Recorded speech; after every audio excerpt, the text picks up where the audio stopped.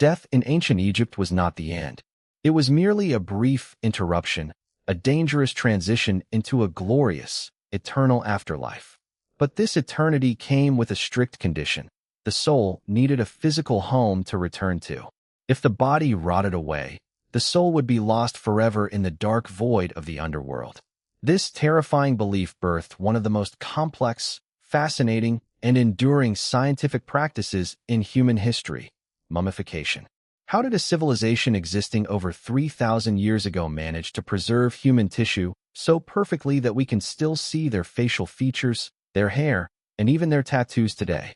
To truly understand this 70-day journey from death to immortality, we must go far beyond the bandages. We have to dive into the deep mythology, the gruesome surgical procedures, the miraculous desert chemistry, and the final magical rituals that transformed a mortal human into an eternal god. Today, we are taking a comprehensive 20-minute journey into the secrets of ancient Egyptian mummification.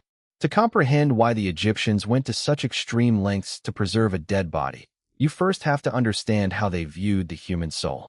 The ancient Egyptians did not believe the soul was just one single spirit.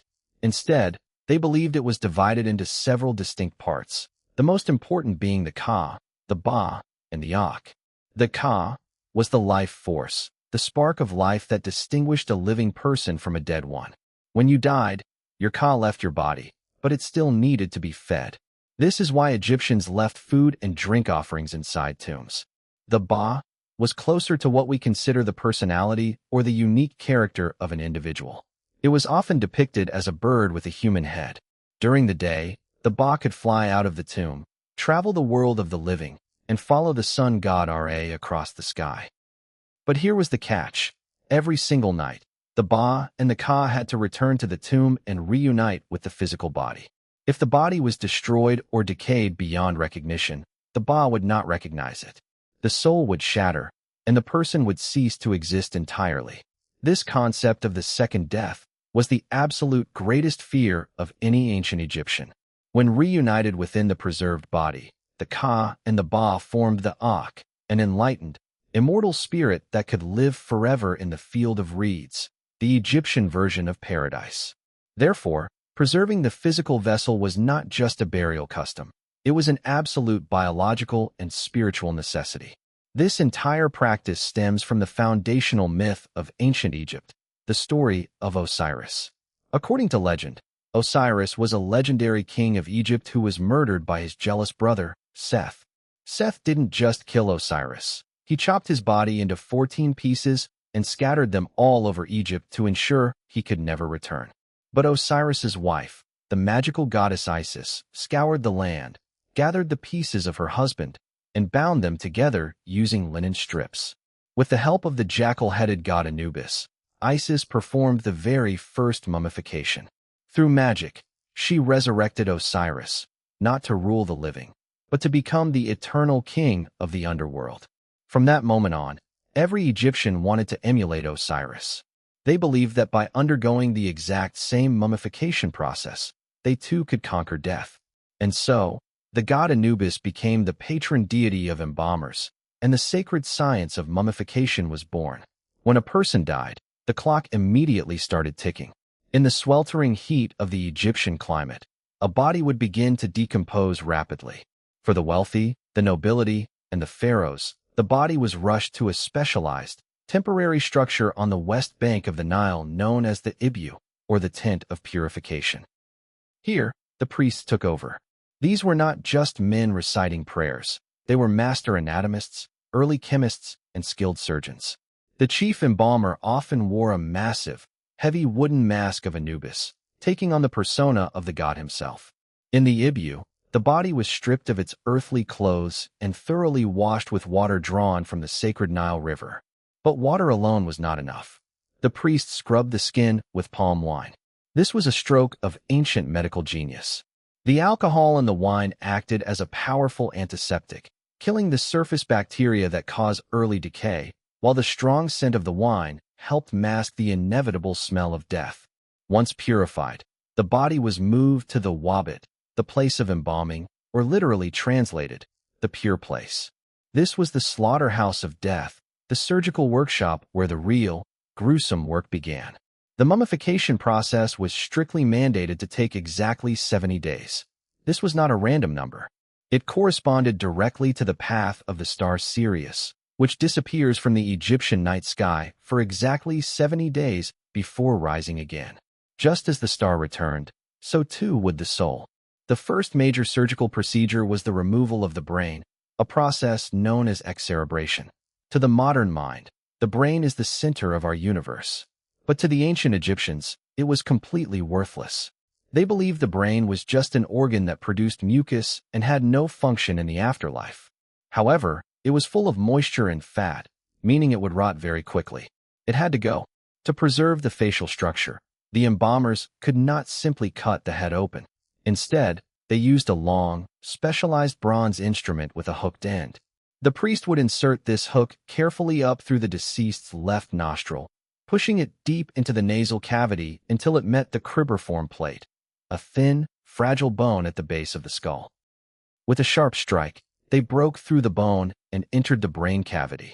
The priest would then violently whisk the brain tissue with the hook until it liquefied into a gruesome slurry. The body was then turned over, allowing the liquefied brain to drain out through the nose. To ensure the skull was completely empty and sterilized, they poured a mixture of hot tree resins and cedar oil into the cranial cavity. As it cooled, the resin hardened, sealing the inside of the skull and preventing any residual bacteria from causing rot. Next came the evisceration, the removal of the internal organs. Using a razor-sharp blade made of black obsidian, a volcanic glass far sharper than the surgical steel used today, a priest made a single, precise, 4-inch incision on the left flank of the abdomen. Through this incredibly small opening, the embalmer reached their hand inside the body and pulled out the lungs, the liver, the stomach, and the intestines. This was a messy, physically demanding task. These organs contained the vast majority of the body's moisture and gut bacteria. If left inside, the body would inflate with gases and rot from the inside out within days. But these organs were incredibly important. The body would need them to function in the afterlife. So, instead of being discarded, they were carefully washed with palm wine, dried, and individually embalmed. They were then placed into 4 distinct, beautifully carved containers known as canopic jars. Each jar was guarded by one of the 4 sons of Horus, deities whose sole purpose was to protect these vital organs. The baboon-headed god, Hapi, protected the lungs. The jackal-headed god, Duamutef, guarded the stomach. The falcon-headed god, Kabisanuf, watched over the intestines. And the human-headed god, Imsidi, protected the liver.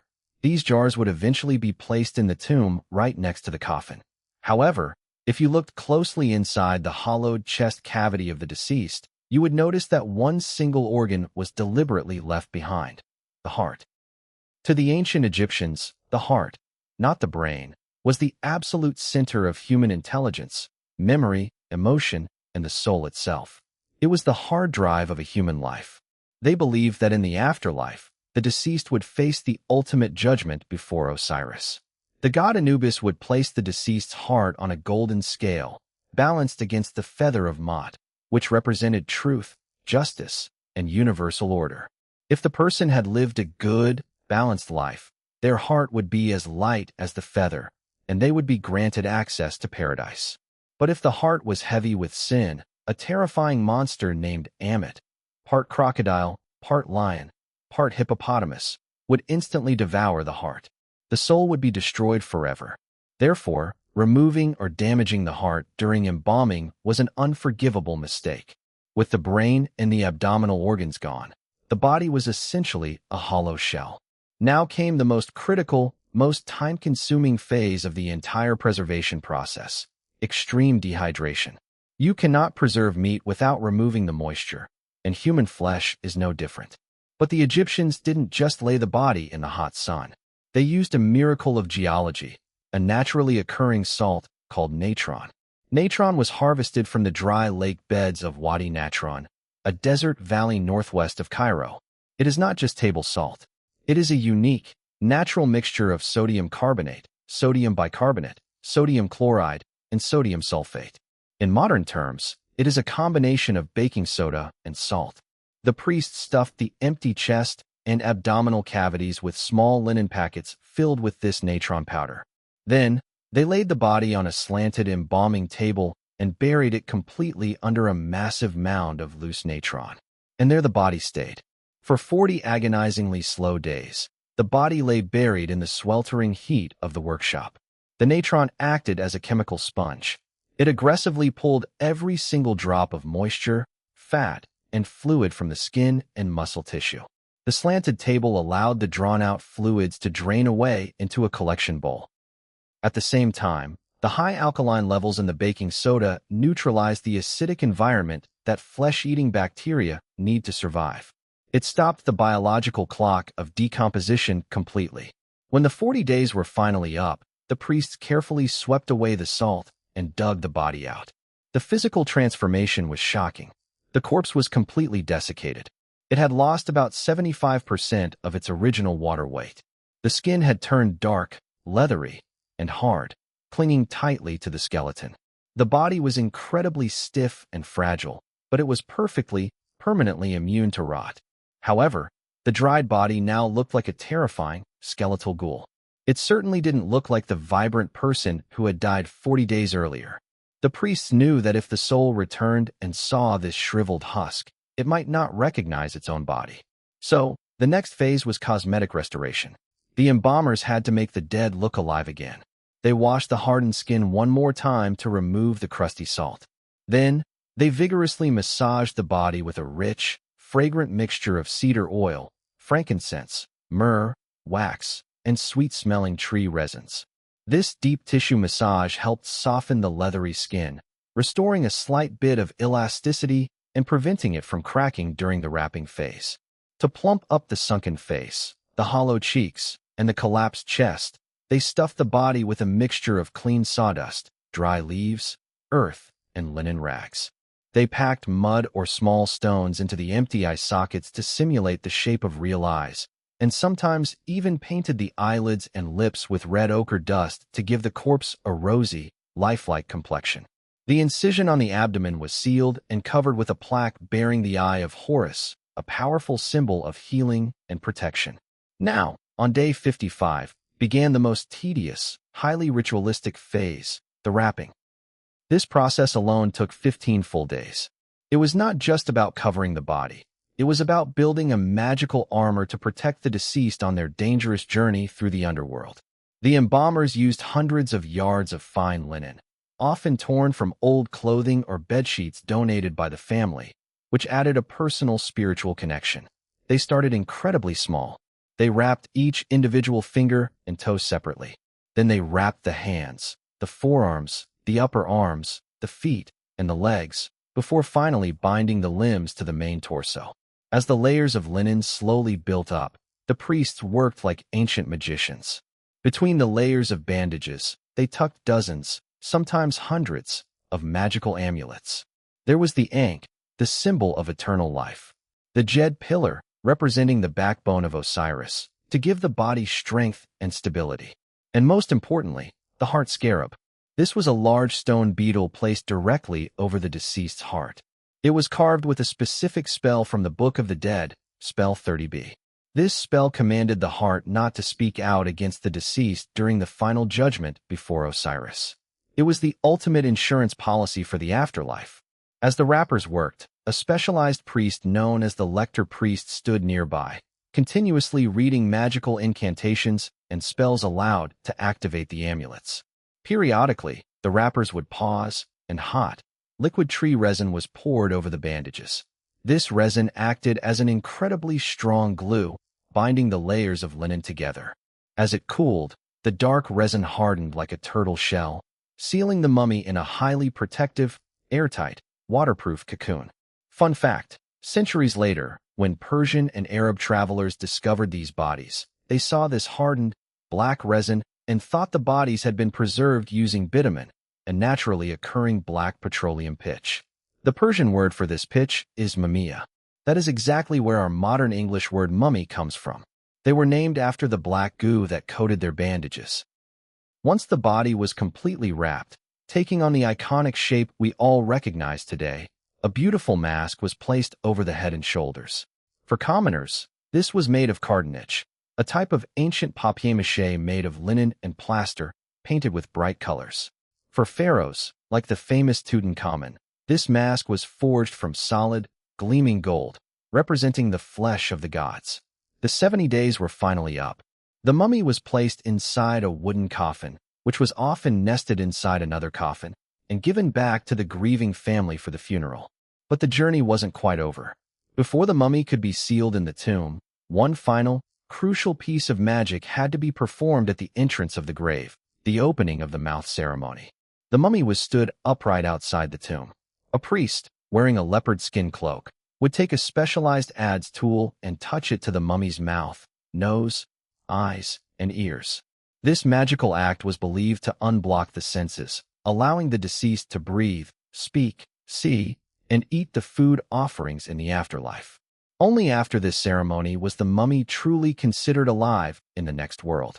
The coffin was then placed deep inside the tomb, resting within a heavy stone sarcophagus. The canopic jars, a copy of the Book of the Dead, food, furniture, weapons, and mountains of gold were placed around them. The tomb was sealed shut, meant to remain undisturbed for the rest of eternity. The priests had done their job. They had successfully defeated the biological clock, allowing the deceased to step out of the mortal world and walk proudly into the eternal field of reeds. For thousands of years, these bodies lay perfectly still in the dark. And remarkably, the Egyptian science worked better than they could have ever imagined. When the modern era arrived, and tombs were cracked open by archaeologists, the world was stunned. The bodies hadn't turned to dust. In the 1800s, there was a morbid fascination with these preserved bodies. Wealthy Victorians bought mummies and hosted unwrapping parties, destroying thousands of years of pristine history just for a brief thrill. But today, we treat these ancient travelers with the immense respect they deserve. Using modern medical technology, we don't even need to unwrap them to learn their secrets. Using high-resolution CT scans and MRI machines, scientists can look right through the bandages. We can see their exact bone structure. We can identify diseases they suffered from, like arthritis, heart disease, or dental abscesses.